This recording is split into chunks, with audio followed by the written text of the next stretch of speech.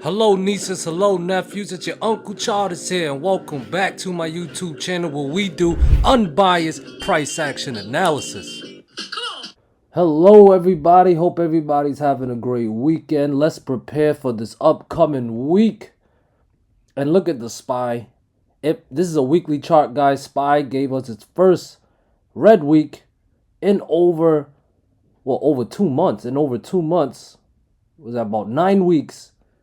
We got our first red week, guys. Is this the beginning of a deeper pullback? And that's what we are going to talk about. And I'm going to answer this for us based on the charts. I got to go to the daily chart for this one. As you guys know, Uncle Chart has talked about a couple of levels.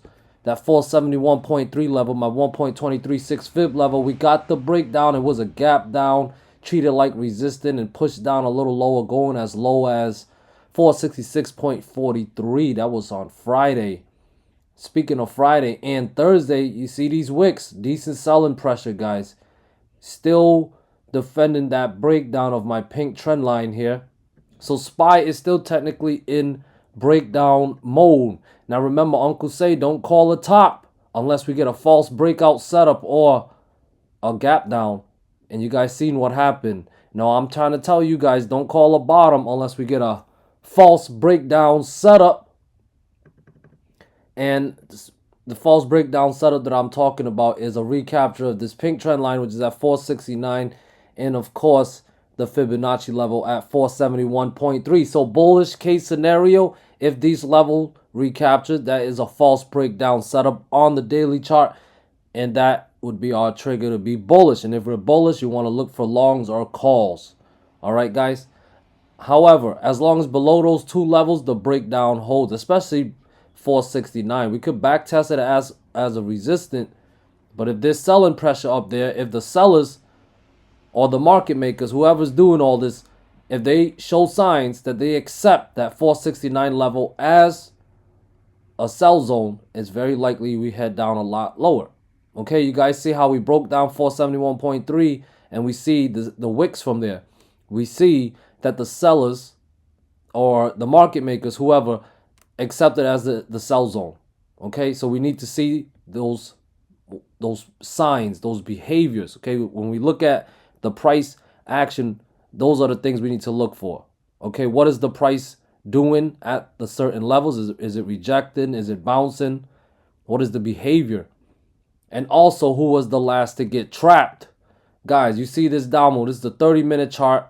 Forgive me for all the lines that I use them for, to enter and exit my trades. But you guys can see how trappy this down move was. Now, for the person who is not initiated to the sheep style trading, they just see a down move. Okay? But those who are familiar, we see lots of traps, false breakout of my 476.5 level. You guys see that? It started with that false breakout. And as the SPY continued its move to the downside, it continued to give us false breakouts. Okay? False breakouts. You guys see how they take the stairways down? They want to cause maximum pain. Their intention was to head to the lower side, head to the downside. Most retail traders were probably trying to call a bottom, talking about all-time high and stuff. And that just served as fuel for the market makers to push down, trapping bulls as they head down lower. False breakouts after false breakouts. Okay? So like I said, if we're going to get bullish, we got to allow the price action's behavior to signal that to us by giving us bullish behavior. And that would come in the form of false breakdown setups, breakouts of resistance. That would be our sign to be bullish. So like I said, recapture 469 and 471.3 is needed to put some type of bottom in and head up higher, especially if we want to go fill this gap at 475-ish or maybe go test all-time high. All right, but as long as below 469, this is the bear case. It's likely we are building strength. We might chop a little bit, but we're likely building strength to head down lower. Okay, so 467.5 was a level that I was watching, and it needs to break down to put lower targets in play. 466, 464.5, excuse me, 464. Below 466, I have 464, 462, and then July's high from last year at 459.4-ish. Okay, guys, so above 469 and 471.3, bullish. Below 469, overall bearish. But we need to break down 467.5 and 466 to trigger a deeper move to the downside. Also be careful of a chop. The trend phase, after the trend phase comes the chop phase. After the chop phase comes the trend phase. So that's something to be wary about. Either way, we'll play it level to level. No greed. Triple Q, this is a weekly chart. That's the first red week in a while as well. And it broke down a macro level. Well, no, I wouldn't say macro level, but a decent important fib level. That's my 1.236 fib level at 398.75. We broke it down Wednesday, and Thursday and Friday we treated that zone as a resistance, as a sell zone. So I have the next fib level support at 396. If that level fails, we're likely dropping down lower, down to 394, maybe all the way down to 390, okay? I can't get bullish unless 398.75 recapture to put higher targets back in play. 400, 402.5 for the gap fill, 404 and 405.4 for the next Fibonacci level to the upside. IWM, I have now this is a macro level, fib level at 193.3-ish, lingering around there. It needs to stay above to be bullish and clear 195 and 197 to put 199 or higher in play, okay? Below 193.3 is bearish, with 192, 190.8, and possibly all the way down to 180.5-ish in play. That would be the pink trend line that I have here, okay? Now, I know the 50 is crossing back above the 200. What is that? The golden crossover, whatever it's called. Price action is the shepherd. If it's truly bullish, which is what this crossover usually indicates, then levels need a recapture. Those are our triggers to go long. Otherwise, just follow the price action. Below 193.3 is bearish. Above 195 and 197, we could be bullish. All right. Here is the Tesla. It's in a peculiar spot. Peculiar spot. Uncle's using big words. So we broke back below this multi-month trend line that I have here, and we treated it multiple times as resistant. We also tested, you guys see this orange line? That's the fib level, 38.2 fib level at 234.6s. We cleared that level back on December 13th, which triggered a very nice move to the upside, and now we're back testing it as a support. Okay, so let's try to keep it simple. 234.6. If that level fails, bearish, more downside incoming. Okay, to recapture this multi-month trend line, it needs to get back above 240. Okay, anything between 240 and 234.6 is chop. I have 236 and 238 as levels in between, but like I said, between 234.6 and 240 is chop. Above 240, I'd be bullish. Below 234.6, I would be bearish. NVDA, does that look like a cup and handle to you? You guys let me know. Fib level, critical fib level to watch is at 488.7. These are updated levels. Might be a little different from the last time. 488.7 is the critical fib level. Okay, also 490. 492.4 and 494 are the two levels that need to clear to trigger longs and put 495.5 and 497.7 in play. That's a fib level as well as a pink trend line. Above 497.7, a potential bottom could be in. If we're going to get bearish, 490 and 488.7 needs to fail as support to put 487, 485, 483 and 480.5 in play. Apple, it tested that 200 daily moving average. Okay, if it's truly a bounce, it needs to recapture 182 to put 184 and 185.8 in play. Above 185.8, that's a recapture of my fib level and a breakout of this green trend line that I have here. Potential bottom could be in. Okay, to be bearish, I have support right at the 200 daily moving average, which is at 180. If that level fails, that's a breakdown of the 200 daily moving average. Put in 178, 176, and 173.3 in play. That would be very bearish, guys. Look to react. Microsoft is testing that 50 daily moving average, and it also broke down my white uptrend line. We broke it down, retested it as a resistance. So follow through for the bears would be the breakdown 366.7.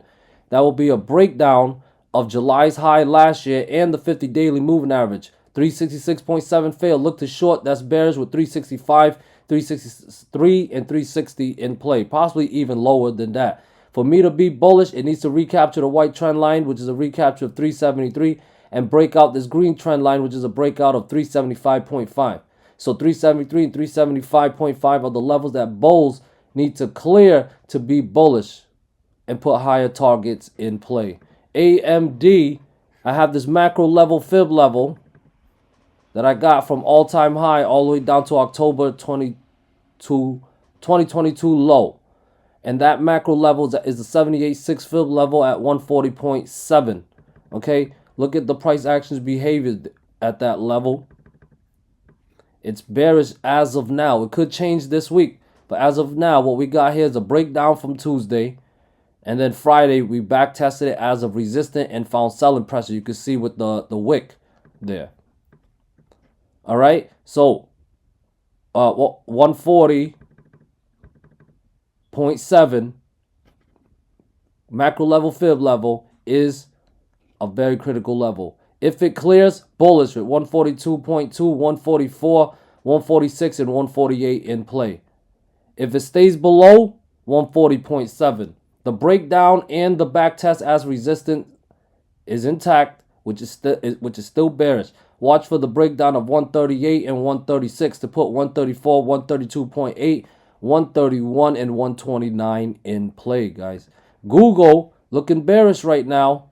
I have a level 137.4. Okay, fib level, macro level, fib level 137.4. If that level fails, guys, very bearish for Google, and that will put 134.3 back in play with 132 and 129.4 below. For me to be bullish, it needs to get above 138. That'll be a start, and clear 140. If these levels clear, I would look to long with 142.2, 144, 146, and 147.3 in play. Netflix got an inside daily candle. The chop range is 480.7 all the way down to 466.5. That is a big range. So let me give you guys some more levels. 470 and 468.2 are levels to watch as well. If those levels fail, look to short, and that will put 466.5 in play. And below 466.5, I would be bear bias. Breakdown of the mother candle, put in 464, 459.5, and possibly all the way down to 454 in play. Bull case scenario, it needs to recapture 475 and 478 and break the mother candles high at 480.74. If those levels clear, I would be bullish with 482.2, 485.2. There is a gap at 487 and 490 in play. Meta, not looking that bearish, guys. Not looking bearish. If it clears 352 this week, look to long. Possibly head up to 358, 354, 356 would be en route first, but possibly head up to 358 with 360, 362 or higher in play. I would be bearish when support fails. I have support at 350, 348, and 346. Below 346 is when I would be bear bias. Okay, below 346, Friday's high could be lower high, and I would favor more downside, possibly back down to 338.4, maybe even lower. Amazon, it also lost a macro level fib level. Not too macro level, but it's decent. The yellow one, guys, the yellow one. And it was at 146.5. This was last August 2022 high. 146.5. We lost that level. And you see by the wicks, we also rejected from that level. Found selling pressure there. That is bearish behavior. Okay, so 146.5. Next support is at 144. If 144 fails, that rejection we had last week is showing follow through. Look to short with 142.8, 139.7, and 138 in play below. I would only switch back to bullish if 145 and 146.5 recapture. So 145 and 146.5 they recapture, then maybe I'll be a little more bullish. However, we also have an inside daily candle setup. The high is at 147.3. So if 147.3 can clear as well, that would definitely add to my bullish conviction. And I'll probably favor a gap fill at 148.5 and maybe go even higher than that. Okay? And let's end it with AVGO. I have a critical support level at 1048. That level needs to fail to put 1041.5 and 1036.8ish in play, possibly even lower. For me to be bullish, resistant at 1055.5 and 1059.7 needs to clear. If those levels clear, I would look to long and favor some upside up to 1069, maybe 1076. We do have lots of gaps up there. All right, guys. Now, where is the option flow? Okay, so here's Darkpool order. The most we had, this was Friday, was around 467 at 2.8 billion in premium. And then we had some around that 467.99 level and 467.98 level. That's pretty close to 2 billion in total. All right, a little over. There was some at 468 as well. So interesting area, 467 to the 468 zone. A lot of dark pool activities there, worth noting in my opinion. Now let's take a look at the option flow. What's the big money players doing? They are bearish, guys. Big money's bearish for SPY and QQQ and IWM. Tesla is bullish though. So is NVDA. Apple is bearish. Okay. Microsoft is bearish. Oh, don't do this to me. Cheddar Flow. Alright, I'm sorry, guys. Cheddar Flow is just ass, man. Anyways, I'll have more content for you guys this week. Thank you guys for stopping by. Definitely good luck. I got a deal going on, guys. 50% off deal. Check my my YouTube posts for details. I wrote a post about it on my YouTube page channel. Check the posts for details. Take advantage while you still can. All right. Thank you guys. Peace.